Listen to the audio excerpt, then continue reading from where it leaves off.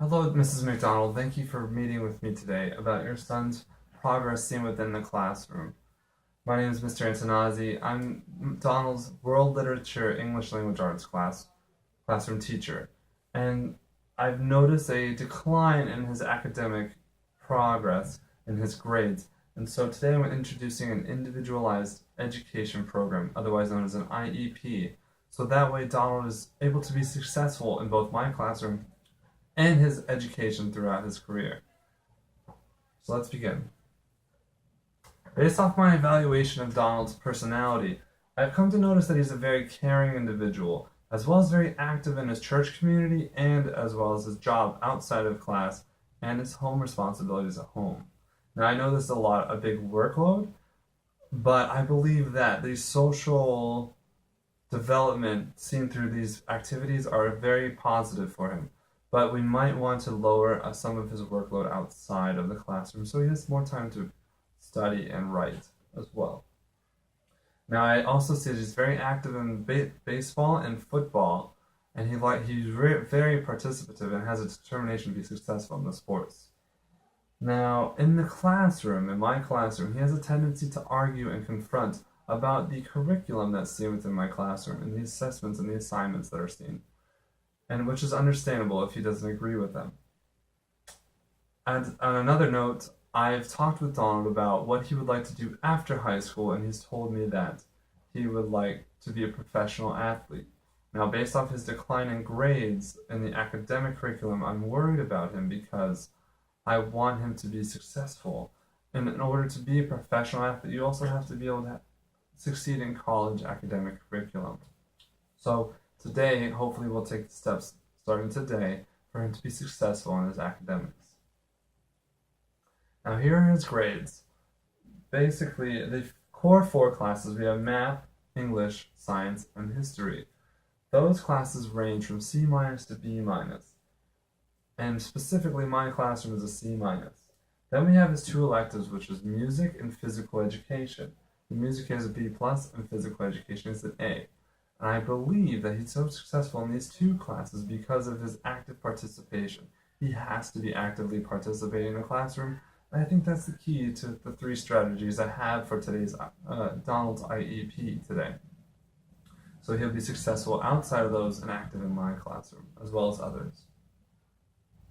Now, in my classroom, we have a certain setup. Basically, 20% of the time is spent on lecture. Then we have small group discussions about what they read the previous night. Then we have a classroom discussion about some of the literary devices seen within the reading. Then we work in pairs on talking about what we could use in our reflections. And lastly, they work on their independent work so that they're able to complete their reflections before the due date. Now, here are Donald's grades. Basically, on his quizzes, we have 4 quizzes. He showed slight progress from a 65 to a 72.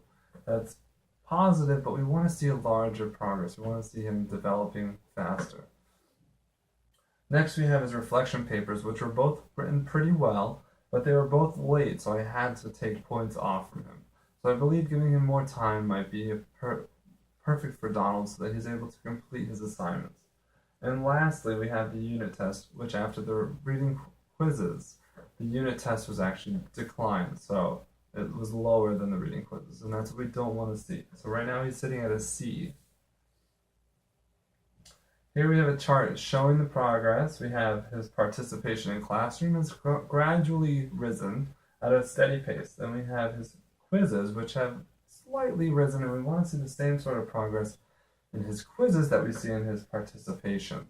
Lastly, we have his homework reflections, which are stagnant because of his late work.